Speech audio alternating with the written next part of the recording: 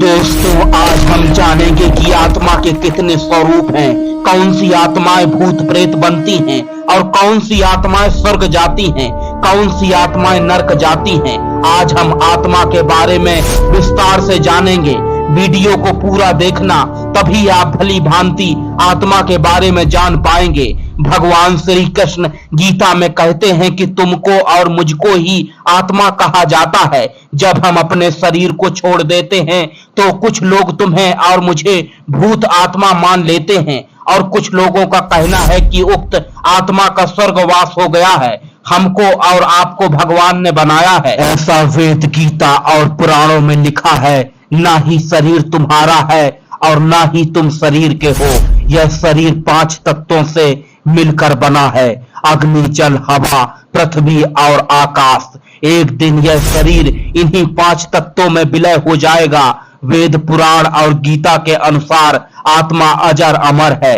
आत्मा एक शरीर धारण करती है और मृत्यु के पश्चात नए शरीर में प्रवेश करती है और शरीर का जीवन पूरा होने पर आत्मा शरीर छोड़कर चली जाती है।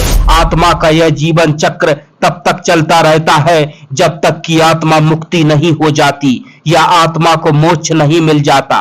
प्रत्येक इंसान, पशु, पक्षी, जीव जंतु आदि सब में आत्मा है। भगवान श्री कृष्ण ने गीता में कहा कि आत्मा अजर अमर है, जो केवल शरीर बदलता है, आत्मा को मारा नहीं जा सकता।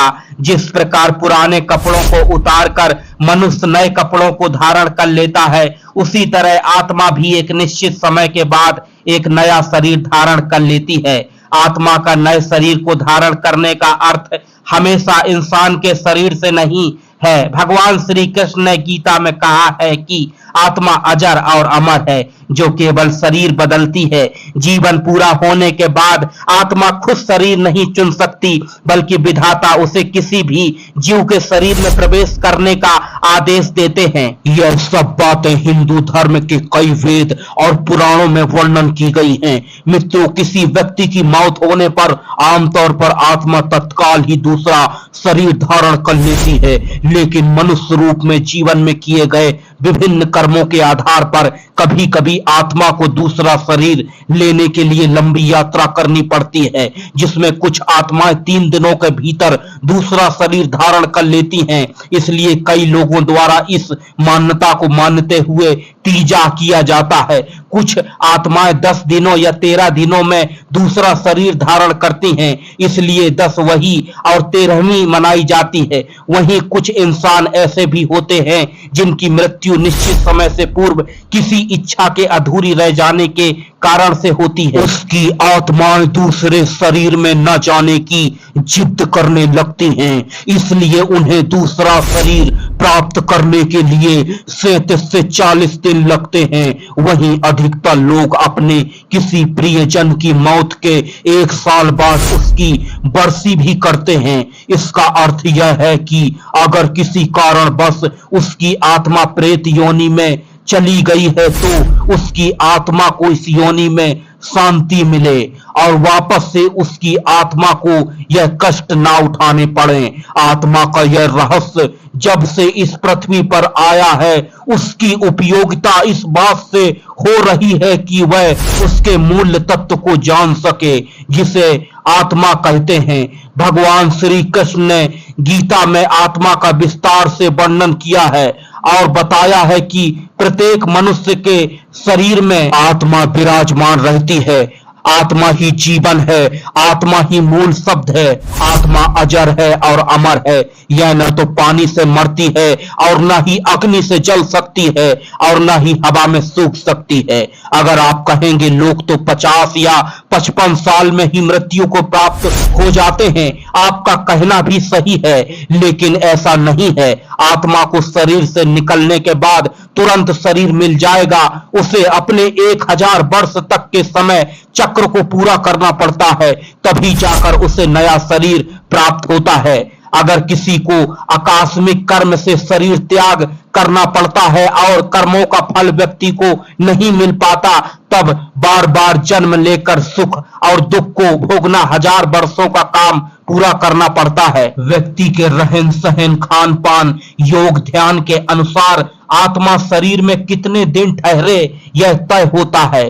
शास्त्र और पुराणों में कई ऐसे उदाहरण मिलते हैं जिसमें योग और ध्यान के बल पर मनुष्य ने आत्मा की पूरी उम्र यानी 1000 वर्ष तक पृथ्वी का सुख प्राप्त किया है। भगवान राम, पांचों पांडव, भगवान श्री कृष्ण ऐसे ही कुछ उदाहरण हैं जिन्होंने दीर्घ काल तक पृथ्वी का सुख प्राप्त किया। बुढ़ापे को पीछे छोड़कर फिर से युवा बन गए। पुराणों में आत्मा के 3 स्वरूप माने गए हैं, जीव आत्मा, प्रेत आत्मा और सूक्ष्म आत्मा।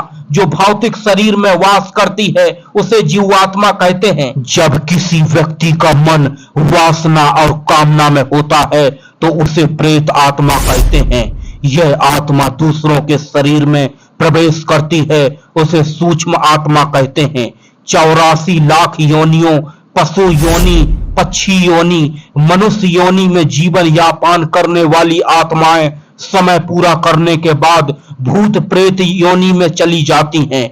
ऐसे ही 84 लाख योनि हैं जिसमें कीट पतंगे, पशु पक्षी, वृक्ष और मानव सभी शामिल हैं। जब किसी को अल्पायु में ही शरीर त्यागना पड़ता है या मनुष्य मरने को होता है तो उसकी समस्त बाहरी शक्तियां एकत्रित होकर अंतर्मुखी हो जाती हैं और फिर आत्मा स्थूल शरीर से बाहर निकल जाती है।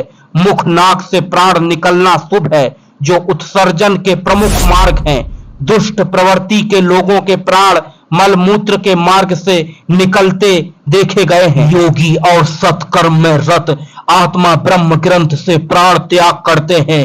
खुद मृत्यु को भी इस शरीर के होने की बस अनुभूति होती है, लेकिन कुछ आत्माएं ही शरीर को देख पाती हैं। इस दौरान मृतक को बड़ा आश्चर्य लगता है कि मेरा शरीर कितना हल्का हो गया है और मैं हवा में पक्षियों की तरह उड़ सकता हूं। इस प्रकार शरीर छोड़ने के बाद आत्मा अपने मृत शरीर के आसपास ही मंडराता रहता है। अपने शरीर के आसपास लोगों से वह कुछ कहना चाहता है, लेकिन कोई उसके सुनता नहीं है।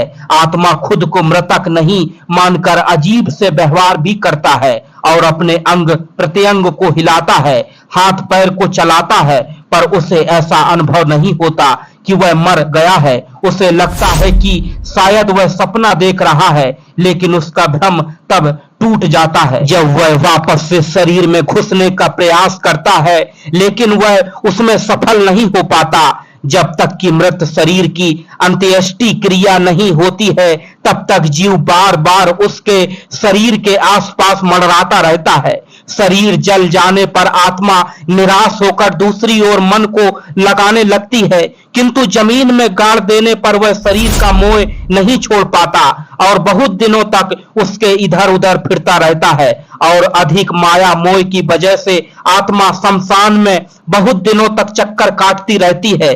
शरीर की ममता बराबर इधर उधर खींचती रहती है और अपने को संभालने में असमर्थ होने के कारण इसके आसपास रुदन करती रहती है। कई ऐसे होते हैं जो शरीर की अपेक्षा परिजनों से अधिक मोह करते हैं। वह मरघट के स्थान पर प्रिय व्यक्तियों के निकट रहने का प्रयत्न करते हैं।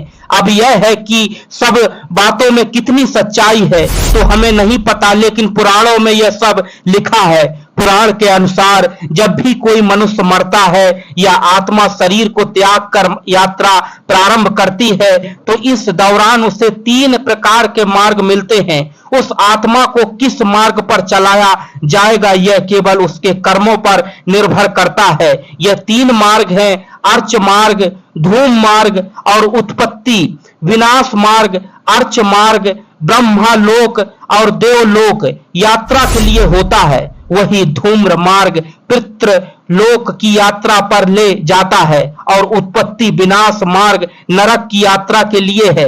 हालांकि सभी मार्ग से गई आत्माओं का कुछ काल भिन्न भिन्न लोक में रहने के बाद पुनः मृत्यु लोक में आना पड़ता है।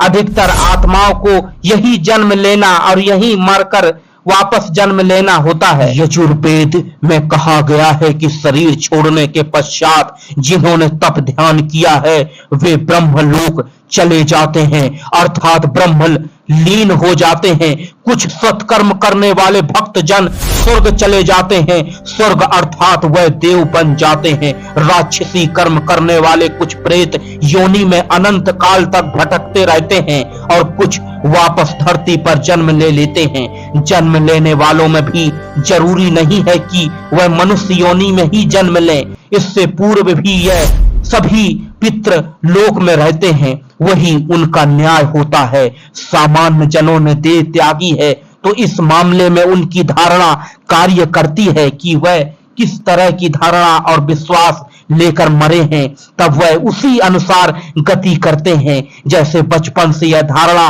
मजबूत है कि मरने के बाद कोई यमदूत लेने आएंगे तो उसे सच में ही यम दूत नजर आते हैं। लेकिन जिनको यह विश्वास दिलाया जाता है कि मरने के बाद व्यक्ति गहरी नींद में चला जाता है, तो ऐसे लोग सच में ही नींद में चले जाते हैं। शास्त्रों के अनुसार हमारे शरीर में 7 प्रकार के चक्र स्थित हैं। यह 7 प्रकार के चक्र हमारे 7 प्रकार के शरीर से जुड़े हुए हैं। 7 शरीर में से प्रमुख है भौतिक शरीर। भौतिक सूक्ष्म शरीर लाल रक्त से सना हुआ है, जिसमें लाल रंग की अधिकता है। सूक्ष्म शरीर सूर्य के पीले प्रकाश की तरह है और कारण शरीर नीला रंग लिए हुए है। कुछ ज्ञानी जन मानते हैं कि नीला रंग आज्ञा चक्र का एवं आत्मा का रंग है। नीले रंग के प्रकाश के रूप में आत्मा ही दिखाई पड़ती है और पीले रंग का प्रकाश आत्मा की उपस्थिति को सूचित करता है। आचार्य श्री राम शर्मा के अनुसार जीव का सूक्ष्म शरीर बैगनी रंग की छाया लिए शरीर से बाहर निकलता है। भारतीय योगी इसका रंग शुभ ज्योति स्वरूप सफेद मानते हैं। आत्मा के लिए कौन सा दिन महत्वपूर्ण है, जानिए। भाद्रपद की पूर्णिमा एवं अश्विनी मास के कृष्ण पक्ष की प्रतिपदा से अमावस्या तक का समय पितृपक्ष कहलाता है। इस पक्ष में मृत पूर्वजों का श्राद्ध किया जाता है। पितृपक्ष में पितरों की मरण तिथि को ही उनका श्राद्ध किया जाता है। सर्व पितृ अमावस्या को कुल के उन लोगों का श्राद्ध किया जाता है। सर्व पितृ अमावस्या को कुल के उन लोगों का श्राद्ध किया जाता है जिन्हें नहीं जानते हैं। इसके अलावा अमावस्या और पूर्णिमा के दिन में पितरों को याद किया जाता है। अपनी इच्छा से शरीर त्यागना आसान है, लेकिन इच्छा से शरीर धारण करना मुश्किल। फिर भी जो व्यक्ति इच्छा से शरीर छोड़ना सीख जाता है, वह इच्छा अनुसार जन्म भी ले सकता है। इच्छा मृत्यु शब्द का सर्वप्रथम उल्लेख महाभारत में मिलता है, जिसका अर्थ अपनी मर्जी से मृत्यु का वर्ण यानी शरीर का त्याग कर देना। भीष्म पितामह ने तीरों की सेज पर लेटकर अपनी इच्छा से मौत को बुलाया था। शास्त्र के अनुसार जीव स्वयं अपनी इच्छा भाव और कर्म से संस्कारों के वशीभूत होकर जन्म लेता है, लेकिन यह इच्छा भाव उसके जीवन पर्यंत किए गए कर्म और भोगे गए सुख दुख से उपज है, जिसका उसे भी ज्ञान नहीं होता है। यह बीज रूप में मृत्यु के साथ चले जाते हैं और व्यक्ति फिर वही जन्म लेता है जैसे ही उसका पिछला जन्म निश्चित करता है। इसे समझना बहुत आसान है। यह बिल्कुल गणित के प्रश्न जैसा है जिसे हल किया जा सकता है।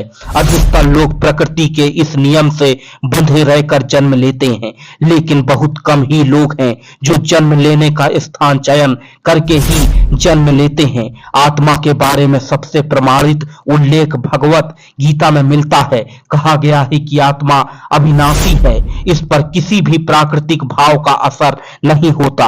आत्मा पर किसी भी प्रकार की चीजें असर नहीं करती। आत्मा एक ही स्वाभाविक गुण है, स्वाभाविक रूप से प्रसार करना और ईश्वर में विलीन होना। जब तक आत्मा ईश्वर के अपने मुख बिंदु तक नहीं पहुंचती, तब तक शरीर बदलता रहता है। आत्मा को देखना सामान्य रूप से संभव नहीं है, इसके लिए ईश्वर की कृपा और सूक्ष्म दृष्टि चाहिए। आत्माओं के अंदर पृथ्वी तत्व नहीं होता, अतः समान रूप से आत्माओं का अनुभव होने पर सुगंध का अनुभव होता है या कोई गंध सी आती है। आत्माएं अच्छी या बुरी नहीं होती, इसके साथ जुड़े हुए संस्कार या जुड़ा हुआ मन अच्छा या बुरा होता है। बुरे संस्कार होने से आत्माओं का प्रयोग किया जा सकता है और यह प्रयोग आमतौर पर अविधा तांत्रिक विदेही मन का दुरुपयोग करके तांत्रिक दूसरों को परेशान करते हैं। लेकिन तंत्र मंत्र कुछ नहीं होता, बस लोग खुद की संतुष्टि के लिए ऐसे जादू करते रहते हैं, जबकि ऐसा कुछ भी नहीं होता। ऐसे हम किसी की भी जिंदगी बर्बाद नहीं कर सकते। भगवान शिव या श्री कृष्ण इनकी शरण में रहे, ज्यादा भजन और कीर्तन करें, अपनी आदतों और संस्कारों को शुद्ध रखें, अपने कर्मों का सुधार करें। जीवात्मा, प्रेत आत्मा और सूक्ष्म आत्मा। जीवात्मा वह है जो भौतिक शरीर में वास करती है। इस आत्मा का जब कामनामय शरीर में वास होता है तो उसे प्रेत आत्मा कहते हैं। वही यह आत्मा जब सूक्ष्मतम शरीर में प्रवेश करती है तो उसे सूक्ष्मतम आत्मा कहते हैं। सूक्ष्मतम आत्मा ही आत्मा का वास्तविक स्वरूप माना जाता है। कहने का मतलब यह है कि आत्मा हमेशा एक शरीर के साथ रहती है। शरीर को छोड़कर दूसरे शरीर को धारण करने के बीच इस समय में भी यह सूक्ष्म शरीर में रहती है। जब आत्मा कोई शरीर छोड़ती है तो वह ज्योति रूप में बाहर आती है। अब सवाल यह है कि शरीर के साथ यदि आत्मा नहीं मरती तो फिर वह कहां जाती है? जब शरीर की मौत हो जाती है तब शरीर से आत्मा अलग होकर अपने सूक्ष्म शरीर में प्रवेश कर जाती है। यह सूक्ष्म शरीर की बनावट भी स्थूल शरीर जैसी ही है, लेकिन यह नजर नहीं आती है। इसका आकार इतना सूक्ष्म होता है कि मरने के बाद खुद आत्माएं भी बस इसे अनुभव कर पाती हैं और कुछ ही आत्माएं इसे देख पाती हैं। पुराणों के अनुसार यमपुरी पहुंचने से पहले रास्ते में वैतरणी नदी पड़ती है। यह नदी विष्ठा और रक्त से भरी हुई है। अच्छे कर्म करने वाले तो आसानी से वैतरणी नदी को पार कर जाते हैं, किंतु पापी आत्माएं इस नदी में डूबती रहती हैं और यमदूत उन्हें निकाल कर बार बार फिर उसमें धक्का देते हैं। इसलिए किसी हिंदू की मौत जब करीब होती है तो उसे गाय का दान कराया जाता है। इसका मतलब यह है कि यदि उसने अपने जीवन काल में अच्छे कर्म धर्म नहीं भी किया है, लेकिन गौदान से मृत आत्मा वैतरणी आसानी से पार कर सकती है। यमपुरी में आत्मा पुष्पोवध नामक एक और नदी के पास पहुंचती है, लेकिन यह वैतरणी की तरह नहीं। पुष्पा नदी का पानी साफ है और इसमें कमल के फूल खिले रहते हैं। इस नदी के किनारे एक छायादार बड़ा का वृक्ष है जहां आत्मा थोड़ी देर विश्राम करती है। यहीं पर उसके पुत्रों या परिजनों द्वारा किए गए पिंडदान को तर्पण का भोजन मिलता है और इससे फिर उसमें ऊर्जा का संचार होता है। यमलोक पहुंचने के बाद वहां किस द्वार से प्रवेश करना है यह इस पर निर्भर करता है कि आत्मा ने जिस शरीर को धारण किया था उसके द्वारा कैसे कर्म किए गए हैं। यमलोक के 4 द्वार हैं। इनमें दक्षिण के द्वार से पापियों का प्रवेश होता है। इस द्वार से प्रवेश करने के बाद 100 वर्षों तक कष्ट झेलने पड़ते हैं। पश्चिम के द्वार से उनका प्रवेश होता है जिन्होंने दान पुण्य किया है, धर्म की रक्षा की है। उत्तर के द्वार से उनका प्रवेश होता है जिन्होंने माता पिता की सेवा की है, सत्य बोला है, अहिंसक रहे हैं। पूर्व के द्वार से योगी अर्थ से प्रवेश करते हैं, ऐसे ही स्वर्ग का द्वार कहते हैं। और इस द्वार में प्रवेश करते ही गंधर्व देव अप्सराएं स्वागत करते हैं। ईश्वर हमसे हमेशा ही शुभ कार्यों की इच्छा रखते हैं। उनकी रचना इतनी खराब हो जाए वह भला क्यों चाहेंगे। इस व्यवस्था को ही नियंत्रित करने के लिए यमराज की भूमिका है। जब कोई गलत कार्य करता है तो उसे भयानक कष्टों के जरिए शुद्ध करना ही यमलोक का मुख्य कार्य है। ऐसी ही आत्माएं नरक जाती हैं जहां उन्हें तरह तरह की यातनाएं झेलनी पड़ती हैं। ऐसी आत्माएं बार बार शरीर धारण करती हैं और दुख सहती हैं। इसे ही 84 लाख योनियों में भटकना कहते हैं। आत्मा जितनी बार शरीर धारण करती है वह योनि कहलाती है। कर्म और पुनर्जन्म दोनों एक दूसरे से जुड़े हुए हैं। कर्मों का फल भोगने के लिए पुनर्जन्म होता है और पुनर्जन्म के कारण फिर नए कर्म संग्रहित होते हैं। इसे यूं समझिए कि मनुष्य अपने जन्मों के कर्मों के फल का भोग करता है, जिससे वह उनसे मुक्त हो जाता है। जो मनुष्य नए जीवन में उनके सुधार के लिए उपाय करता है, जिससे बार बार जन्म लेकर वह पूर्ण सुधार के साथ मोक्ष को प्राप्त होता है। इसलिए हमें हर स्थिति में अच्छे कर्म ही करना चाहिए। दोस्तों, जीवन का मुख्य आधार आत्मा के बारे में गीता की यह जानकारी आपको कैसी लगी, कमेंट करके जरूर बताएं और चैनल को सब्सक्राइब अवश्य कर दें।